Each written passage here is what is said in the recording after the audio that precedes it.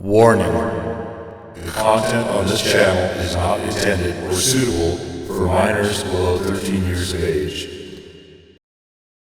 If that is you, please click off and come back when you're older.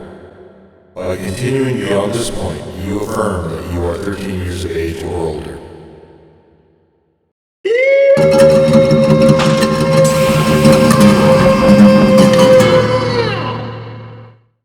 What's up? What is going on, swears? We are back with part 10 of Astrologaster, in which I am really hoping I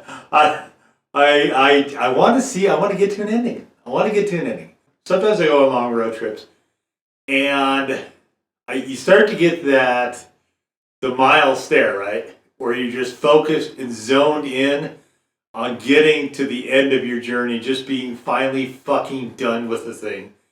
You know, getting back home and decompressing from the trip back from the vacation or whatever. And it's not like that when you go to a place, for me anyway, it's that when I am on my way home and the last, 100 miles, sometimes the entire last day of travel is just that. It is all just tunnel vision the whole way. So that's kind of where I'm getting with this game. I still appreciate it. It's still magical. It's still all the cool stuff that I liked initially. But now I'm ready for this. I want to get to a conclusion here. Okay, so we left off telling the guy to tell the woman to keep her hands off. And so we're back now, and we have a mail. We have a message here. So it is, sir, I have the best of tidings. I have managed to use my influence to ensure my husband is safe from the executioner's block. Indeed, my petitioning of courtiers and their wives have been so successful that the royal court is now abuzz with talk of the incidents of Captain Fortescue and how he has been the victim of a gross miscarriage of justice. A sonnet upon the subject has been composed, and I hear tell that Mr. Shakespeare intends to write a play about it. Oh, did she give us a letter? Here comes crafty Anna, what does she ask for now? Many times and this is either the unluckiest character in the game, or she may be the Antichrist.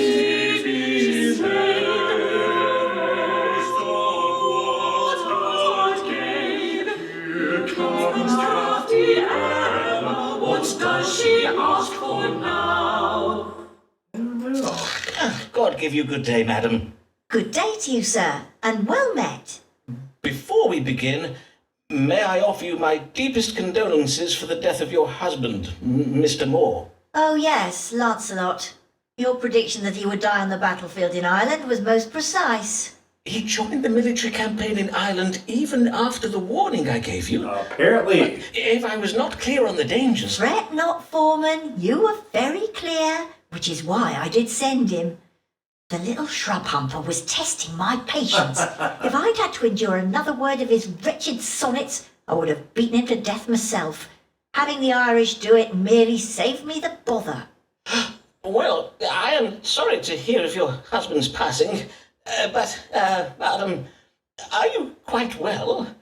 You do not seem quite yourself this day, if I may remark on it. Dr. Foreman, I am more myself than you have ever seen me. For during these past years, I have been playing a role that has served me well, to be sure, but I am grown tired of it. Indeed, I am not proud of my dissembling. I'm not proud of some other things besides. And doubtless you are come to unburden yourself by confessing your... what those things are. What? Nay, of course not. As I was saying, whilst my dissimulations have afforded me wealth and status, such a life as I have lived has not fulfilled me. For though I have been married many times and known many men, I have always lacked one important thing. A moral compass? And that thing is love. In short, I have found love, Dr. Foreman. And the object of my affection is not one of these privileged popinjays I've met at the royal court. Nay, 'tis a real man. Oh boy. A man who knows what it is to make his own way in the world. Oh, you mean to say... You mean you and I? Verily, Upon seeing him play Tamara in Titus Andronicus at the Globe one even, well, my heart was took. I see. You are in love with a player then, I take it. Aye, and I wish to marry him. But first, I would know whether such a match be advisable. Is our love true, or is my considerable coin and property where his true affections lie? Such a deception would not surprise me in truth. Well, nay, doubtless it would not. Let us see whether the stars can tell us. Okay. We're sticking with the smallest number, whatever that is. Okay, that's C. The stars bless the match between you and the young man. They do not think it would be bad for him in some way. They do not judge. The chart indicates that your relationship with this young man has changed you.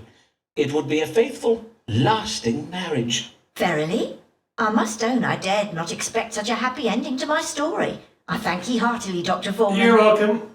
Take that letter now. Thank you very much. Okay. So that gives us nice. Thank you. I shall this even to the playhouse go and ask my Humphrey to ask him to marry me. Okay. And ask my Humphrey to ask me to marry him. Alright. So we are to 6 letters now. Very nice. Can we get one from him? And I think the Fortescue possibly, I don't know if she gave us one or not, actually.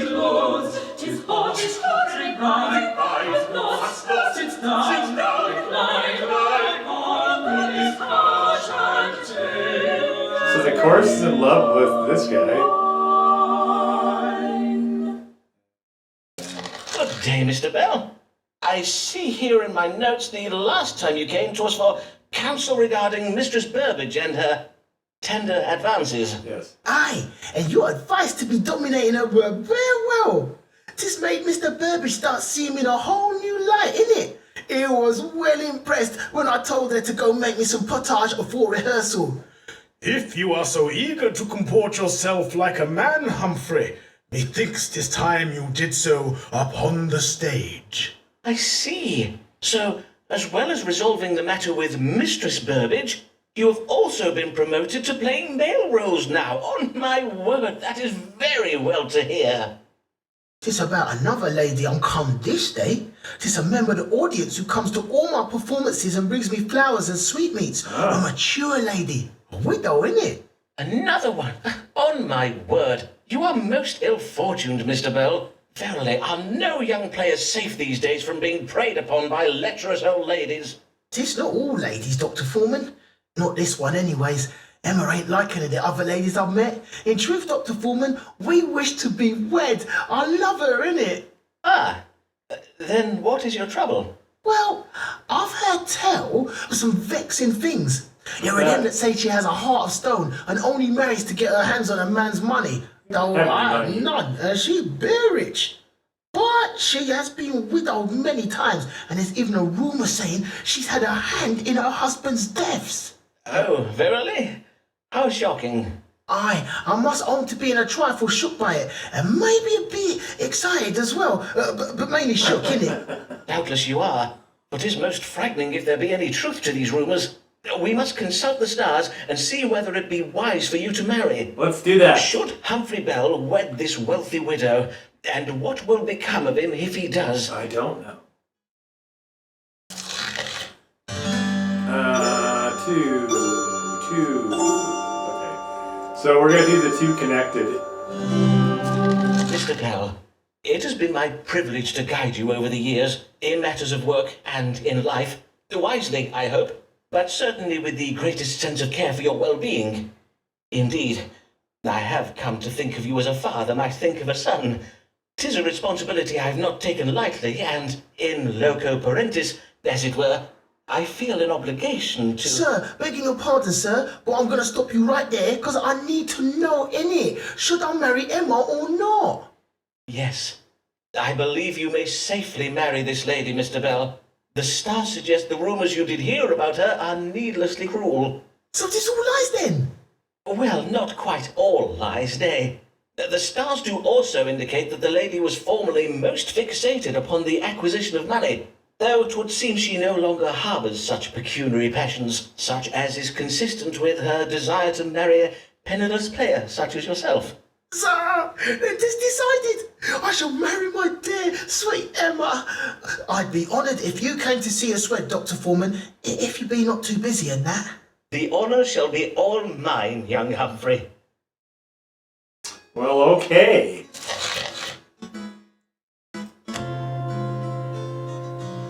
Jesus. I've gotten a bunch of them up to 90, but I just can't get a letter, I guess. Methinks I shall retire from the stage once I am wed. Mayhap do some charity work or something. Okay.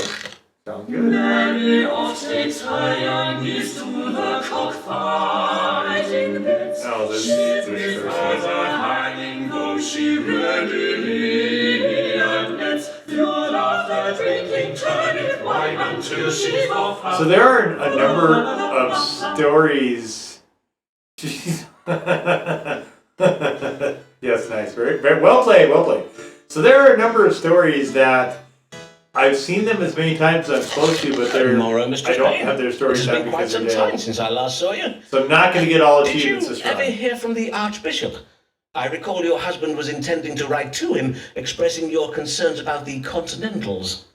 Aye, we did write, but The he never Lincoln replied. Continentals. Not that There's so many surprised, fucking mind cars you, here. as they do And say they're big, that they're Archbishop large Whitgift is a cars. very idle man, not to speak of the unsavoury goings-on within the walls of Lambeth Palace. Mm-hmm. They say that in the great dining hall, the Archbishop and his guests do feast and carouse from dusk till dawn. What? And 'tis said that in some of the palace rooms, they indulge in fornication No. and sodomitical sins. Verily, indeed. Then, okay, doubtless well. that leaves him very little time to reply to everyone. Okay. Methinks being surrounded by such decadence and corruption of the flesh is likely to have made the Archbishop very hard. Aye, bearing witness to so much vice would make a man very hard indeed. Oh, yes. Hard, Yes. Dr. Foreman? Insensible to the needs and difficulties of ordinary folk such as you and Oh, I. that hard. Verily, I do not wonder that such a hard man gave me no Oh, my satisfaction. God. Which is why I am come to you this day, Dr. Foreman. Something did trouble me last night, and I would have you tell me what it might have been. I will if I can, madam.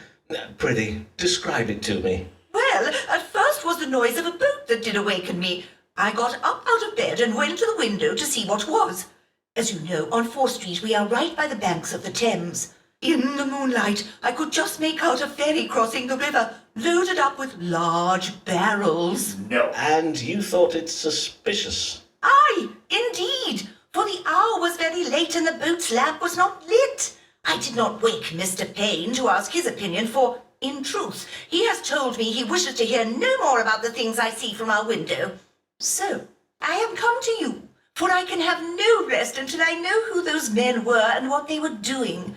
Who knows what foul Yes, deeds may who be knows? afoot in Lambeth Town? Mayhap the men I saw were me? Catholic spies, engaging in some manner of nefarious plot against No the doubt. realm. Oh, I'm sure Then that's let it. us Yep. see. That's gotta What be does it. God have to say regarding this boat you saw crossing the Thames last night? Was it some kind of elaborate Catholic plot? Or is there a more likely explanation?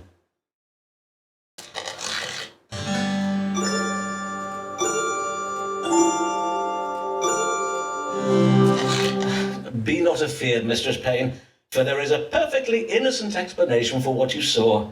The men in the boat were naught but thieves and smugglers. Doubtless they were transporting contraband French wine or heady spirits. Verily, Dr. Foreman, if that is what the stars say, then doubtless 'tis true, though I know not why English folk go to such trouble to drink that continental wine made with those decadent foreign fruits. Mr. Payne and I drink naught but good British wine made from wholesome my English God. turnips. Gross. Is that even possible? God damn it! Just give me the fucking... What was the name they called the Continentals in the pamphlet I read? Waffle-faced tulip huggers, methinks. Such japes. Hear ye, hear ye! Catholic terror plot to blow up Parliament foiled! Gunpowder barrels discovered in cellar! Hear ye! Disturbing reports just in from Westminster that barrels of gunpowder were discovered in a cellar under the Houses of Parliament late last night.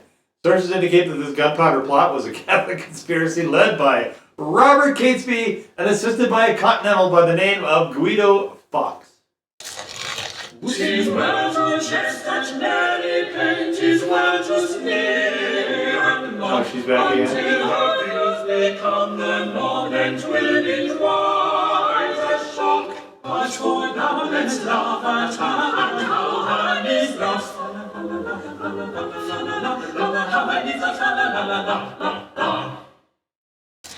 Good day, Mistress Payne.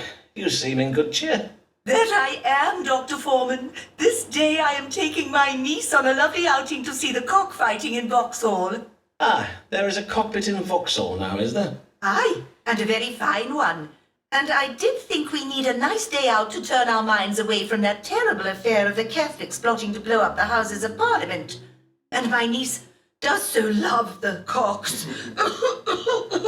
Doubtless, madam. And the gunpowder plot was indeed a terrible business. They say it was the doings of a group of young Catholic nobles from the Midlands, do they not? And that the gunpowder was ferried across the Thames at Lambeth under cover of darkness.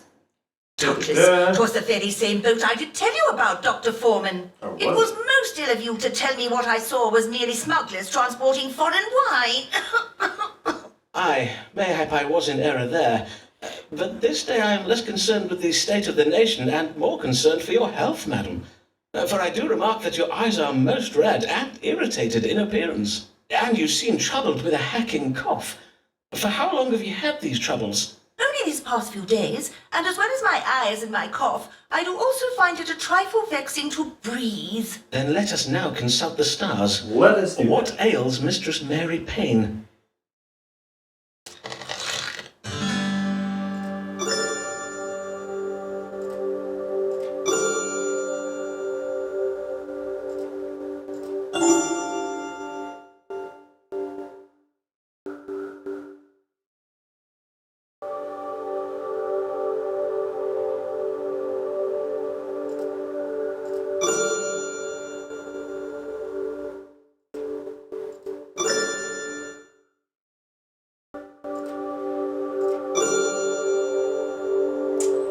Noxious odors. Let's see, the past few days, eh?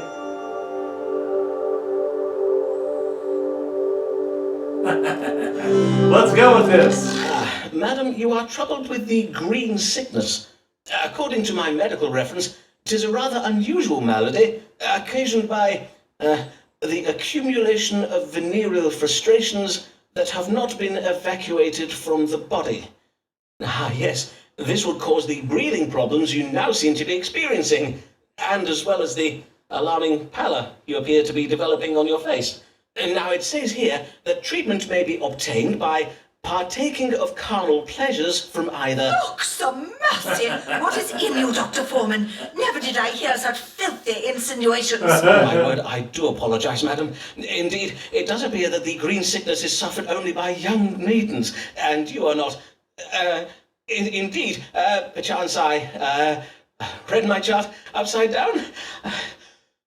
Doubtless there is a more ordinary explanation for your cold. What is that acrid odour? Methinks it does emanate from your clothing. Madam, have you been taking part in the anti-Catholic pogroms that Lambeth has witnessed these past days? The burning of houses and shops. The lynching of priests from trees upon Lambeth Green! Mayhap I have, and what of it? You should be congratulating me and my ilk for keeping you safe, and for sending a clear message to those Catholics who would plot against our Parliament and blow us up with gunpowder. Madam, these Catholics are our neighbours, our colleagues, and our friends. I beseech you to consider your actions, madam. Are not Catholics people too, just as we are? If you prick them... do they not bleed? Aye, and their flesh does burn the same and all. I fear I do not follow your reasoning, Dr. Foreman. Are they not subject to the same diseases, healed by the same cures as we are? And if not cured, then, alas, taken so soon, so needlessly. I did never have the chance to. Oh, my sweet Avis. Can you ever forgive me? Is something the matter with you, Dr. Foreman? On my honor, you do seem most troubled. Mayhap you should be going to consult with a doctor yourself. God keep you well, Dr. Foreman. Blessed day.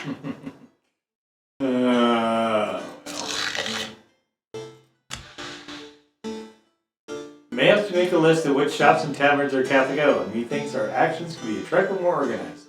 Okay, you get ready. Hear ye! London struck by plague. Playhouses closed by order of the king. Hear ye!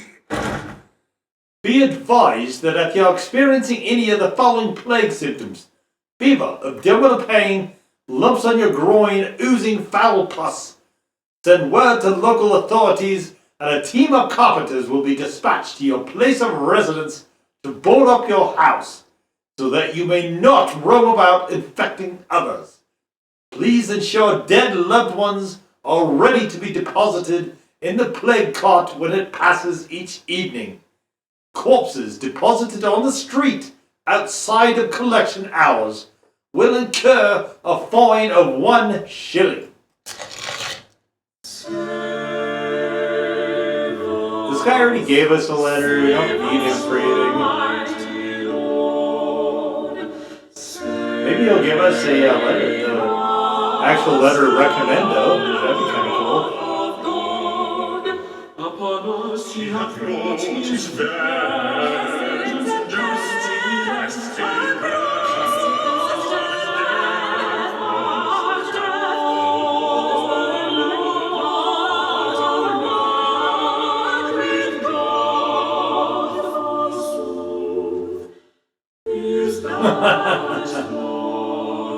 Nice. Forsooth. God give you good day, your grace. How fare you this? Know you whether the plague will reach as far as Lambeth? Have you seen it in the stars? The plague that has begun to spread throughout London. Rest assured, your grace, if the plague does indeed reach Lambeth, the people of Lambeth will have me, Dr. Simon Foreman, at their service. My renowned strong water cure will doubtless be required. I bid you, read the stars for me now. Will or will it not reach Lambeth? Of course, as it pleases your grace. Let us see what the stars have to say. Will the London plague reach beyond the city walls to Lambeth?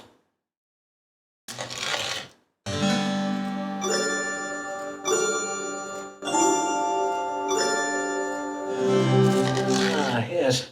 The stars are most clear on the matter. Very clear indeed. Then what do they say? Tell me. Well, before I give you my answer, I would have your decision on granting me that medical license we spoke of on your previous visits. I am sorry, your grace, but I must insist upon it. I would gladly do so, but I find my hands tied due to various episcopal and doctrinal... As I see you are determined not to let the matter rest, I will speak true. Some years ago, the Queen's physician, Dr. Richard Smith, did write me a letter on behalf of the College of Physicians. He warned me in the strongest terms against granting you a medical license. So you see, I cannot grant you a license without raising the ire of the College of Physicians. But now, Dr. Foreman, doubtless you are thinking that a man of my position, one of the most powerful men in England, should not be so easily put off by such a letter. However, and methinks you know this from your own experience, the college is a terrifying organization that will stop at nothing to get their way. One would be better off defying the Queen herself than the licensed doctors of London. What? For whilst our Lord God in heaven may be merciful, the College of Physicians is not. Aye, verily, I must own that what you say is very true. But mayhap I will furnish you with a letter of recommendation to the University of Cambridge. They may confer upon you a medical degree, and thereby a medical license. I thank you, your grace. Now, prithee, answer my question. Gladly, Your Grace, for I can assure you the plague will remain within the city walls and not reach as far as Lambeth. Excellent. Indeed, that is well to hear, for 'twould be most troublesome to have to relocate the palace household to Sussex. Before you go, Your Grace, I believe you were intending to write me a letter of recommendation. Well, indeed, I will reflect on the quality of advice you have given me over the years, and if I judge that you have acted with some skill, then... You already gave me a letter. Then I will have my chaplain draft you a letter of recommendation and have it sent to you. Good day, Dr. Foreman. Get out. My next sermon will be on the virtue of fortitude in the face of adversity. Kind of funny. Though he is not quite a proper doctor yet, one day a license he will surely get. But if he rises up to height from whence he began, he'll be told that folks still see forward as a man. You cannot board up my house! 'Tis not a plague house! You are mistaken! I do not have the plague! Let me out of here! Know you not who I am, you fools? I am Simon Foreman, Doctor of Astrology and Physic! Fie upon those ungrateful wretches! Have I not always been there for them when they needed me? Am I not the doctor who risked his life to cure them during the plague of '92, when all the other doctors and their high-born friends fled London and left them to die? Indeed, mayhap next time I will think again before risking my life in the service of the townsfolk, if this is the way I'm to be repaid. And forsooth, if my deeds are so easily forgotten by the living, what chance is there for my work to be remembered by generations to come? What will the world know of me once I'm gone? This game?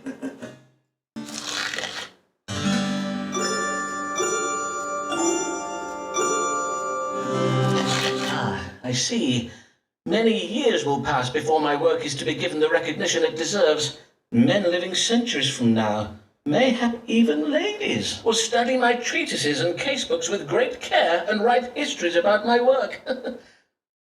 But hold, does not Mr. Shakespeare tell the lives of great men upon the stage? Perchance playwrights will use the wondrous stage machinery of the future to illuminate my work. Mayhap the story of my life will be told by players.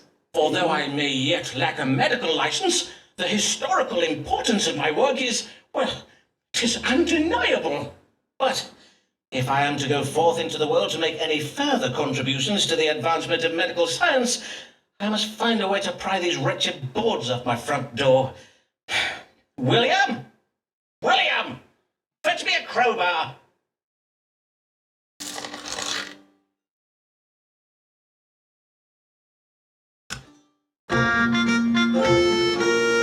Okay, so there it is. Long ago in England in 1592, there begins our tale, and all of it is true.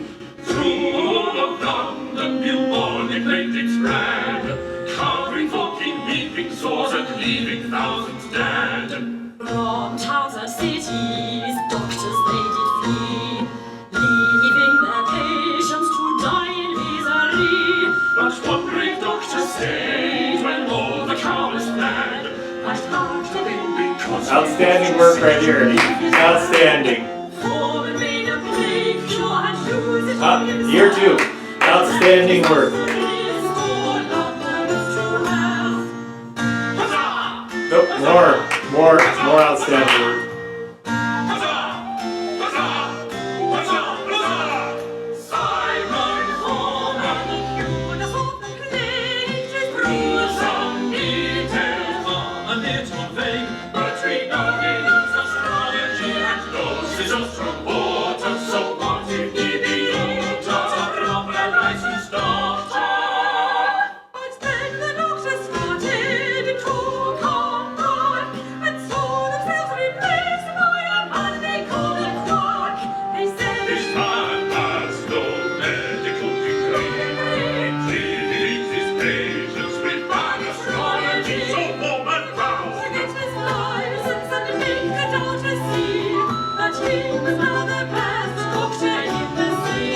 Yum yum. I will pay no heed. He said, Sad to those who scoff and laugh, for my satisfied patience will speak on my behalf.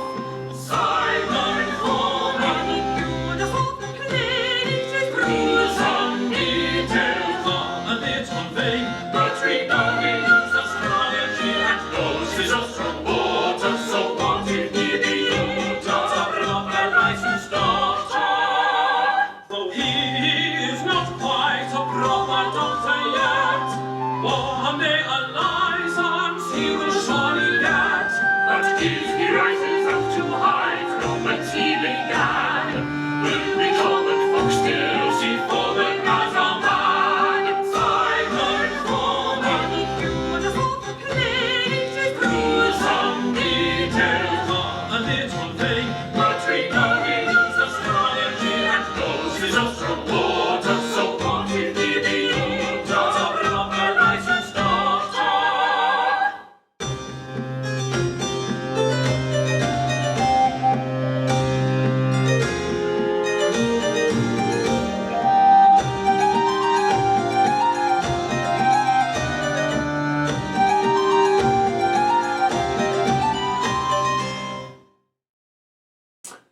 Alright, so there it is, Astrologaster.